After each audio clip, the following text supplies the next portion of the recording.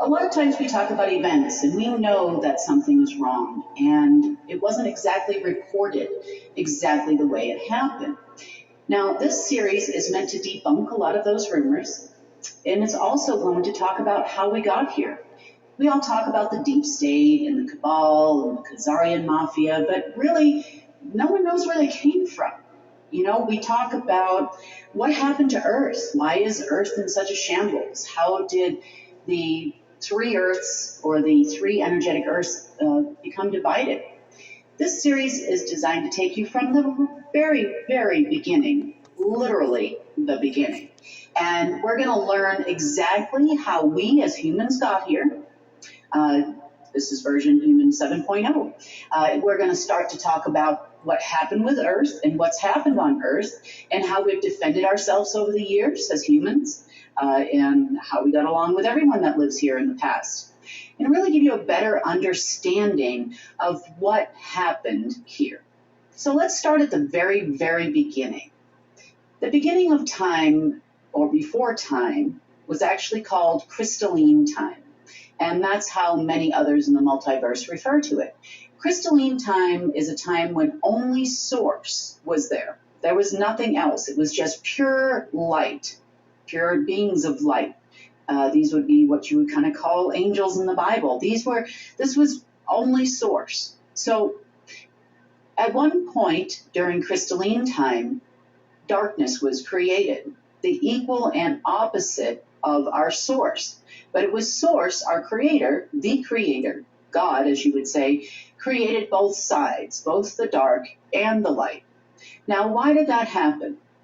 That happened because when there only pure light exists, no density can exist. So in order to create matter throughout the multiverse, Source decided to create ultimate darkness. Now, and only now, was it possible to create density. Like we talk about, we're living in the third density, which means that we have bodies that have shape and form. Now, there are several layers of density at this time. There were 6 that existed on the light side of the universe. Now, don't confuse densities with dimensions. And I say this often, I interchange the two, and I shouldn't. Dimensions have to do with the energetic grid that existed in the multiverse, not densities. So these are what you would call like the major arcana of division between races.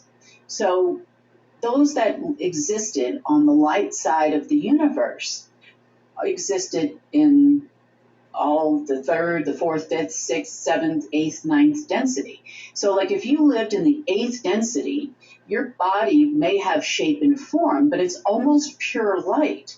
For example, the Arcturians live in the 8th density, and they are made of pure blue light, and they sparkle, and they have a shape, they have a form. You can have a conversation with them, but they're almost pure light. And then, of course, you get down to the 3rd.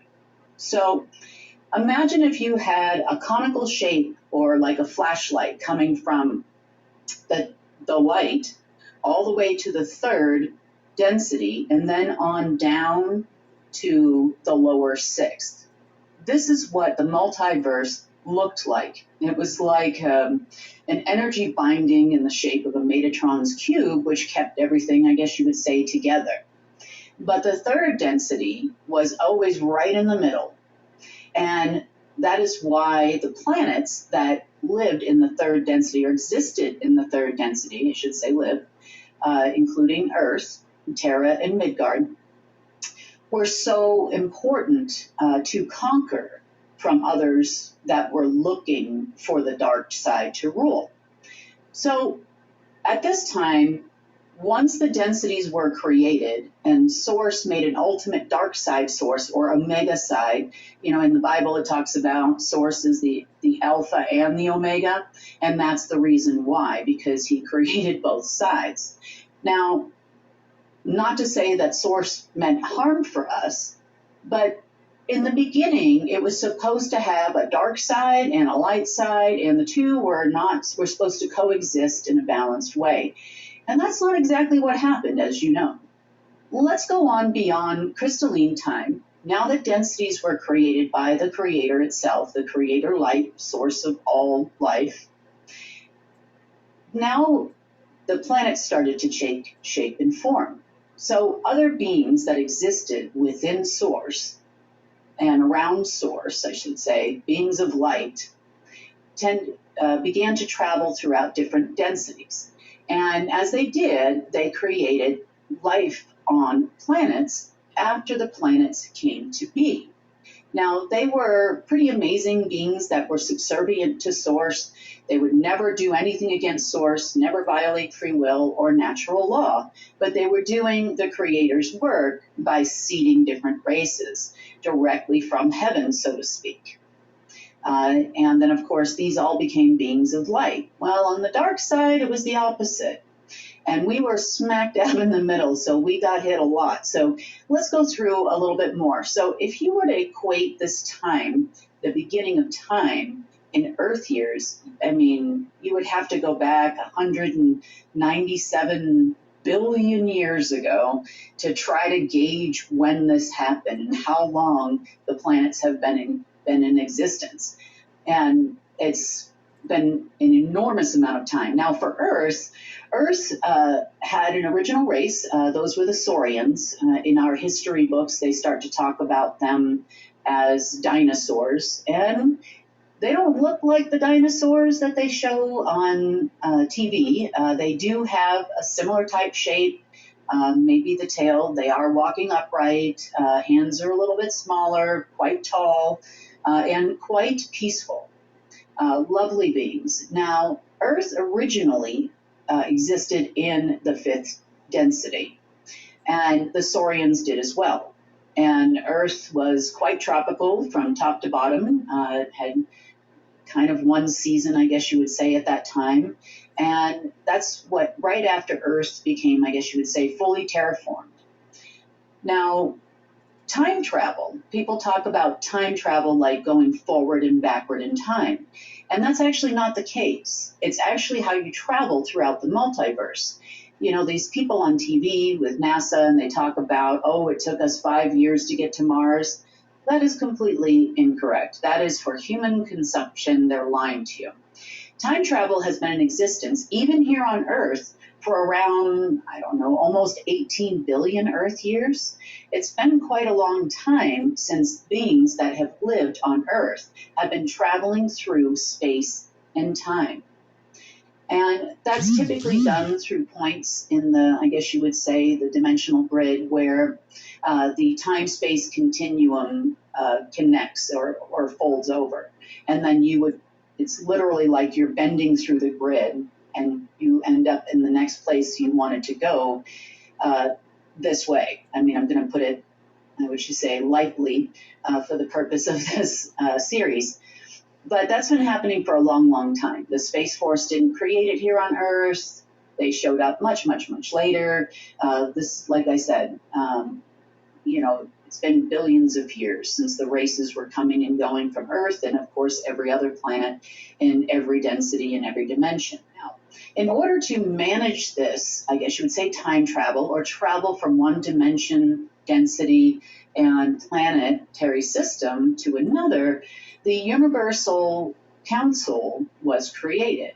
Now, the Universal Council is kind of like the United Nations, not the bad part, but a place where all of the different races come together as one, and they make decisions and write rules and regulations and how those interact. And it also serves sometimes as a court. So if one race is interacting with another one improperly or broke the rules of time and space travel, that is where the Universal Council would set up a court, so to speak, and they would hear both sides of the story and make a ruling. Some things that have happened at the Universal Council would be the Abraxas violated an agreement. That happened constantly. But even they have their limits on what they can do. Now, underneath the Universal Council, that's a multi-universal council, by the way, serves all densities, all beings everywhere. Um, there was another unit created, the Universal Protection Unit. Now, the Universal Protection Unit enforces laws or rulings, so to speak, that were made by the Universal Council. And this has existed for, probably 17 billion in our Earth years. So it started, several billion years or several hundred million years after time and space travel began. Also at this time, the humans 1.0, I guess you would say the Abraxas, didn't really like rules. They were kind of like your typical royalty, you see, like spoiled little royal kids, of privilege always, right? Humans, this is human version 1.0, and they were wanting more, and they didn't want to abide by the rules. So around the same time the Universal Council was formed, they decided to go off on their own. And of course, you can't use the light to create darkness or the 7 deadly sins. In this case, greed, power, pride, you name it, they were all there. And the Abraxas continued on this way until they no longer existed, which was rather recently. But we'll get into that a little bit later in the series. Now, the Abraxas decided to make a deal with the dark side of Source, so the ultimate darkness, or the dark overlord, or the fallen angel, as you would call it, or Lucifer in other terms. And with them, they had no restrictions, but there was a deal that had to be made. So the Abraxas agreed to allow for travel between the darkest sides of the lower astral to the 5th density where they resided. So great. We started with that first bit of infiltration. And therefore, the deal that they made at the time with the Dark Overlord was actually to have the dark side completely take over the light side of the universe, and the only source that would exist is the dark and the dark side. Well, this began all of the tragedy in the multiverse, unfortunately. And because of that deal, they got a lot of help from what you would call demons or lower astral beings, and the infestation into the light side really began at that time.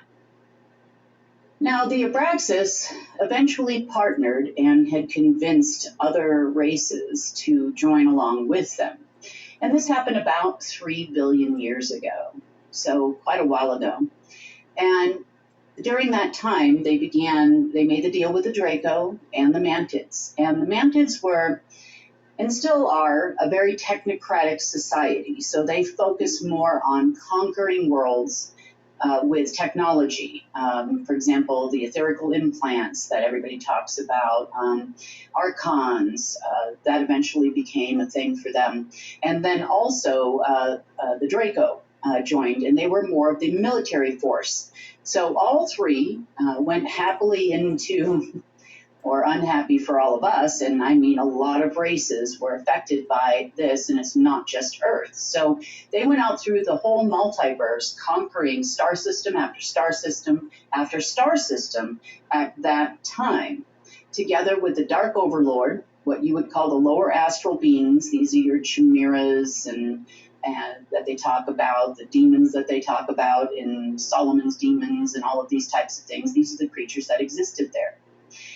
And keeping true to their agreement, they wanted full domination, full control, and full infiltration from the lower astral over the light side. So, in true to form, what happened next? Well, they created archons, and we talked about that before, if you've been watching us at all here at United Network. But archons were created over 2 billion years ago. So this is not a new thing.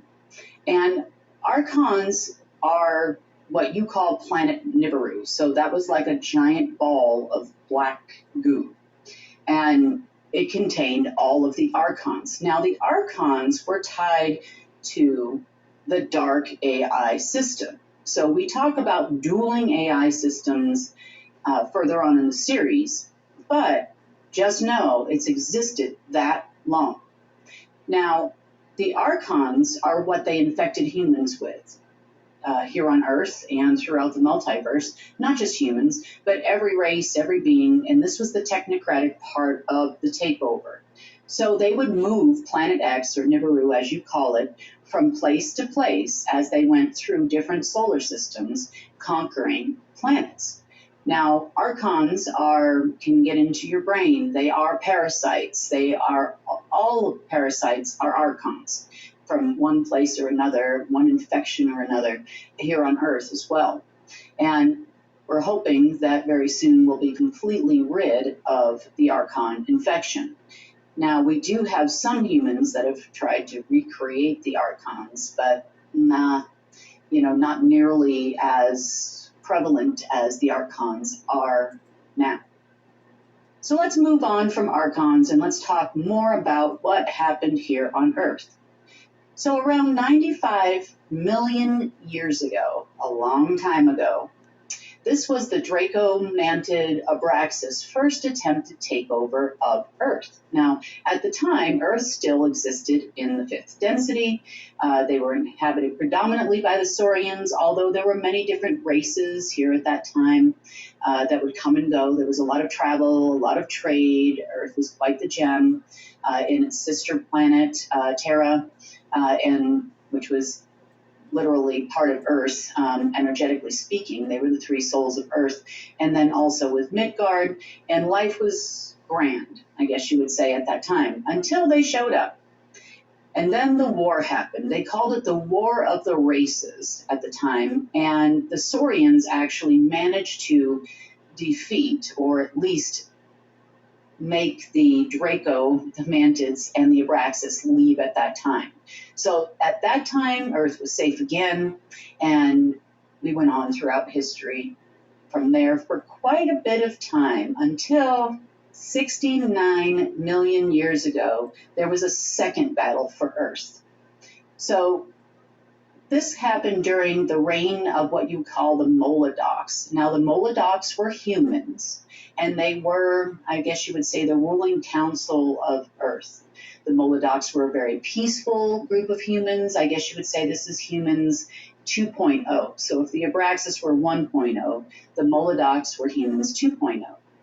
And Earth was very peaceful. Everybody got along. The Saurians got along with the Molodocs. Everybody, for the most part, was coming and going from the planet with no trade restrictions. The word was the word until they came back. And here we go again. The second battle of Earth happened at that time. It lasted probably about 70 Earth years.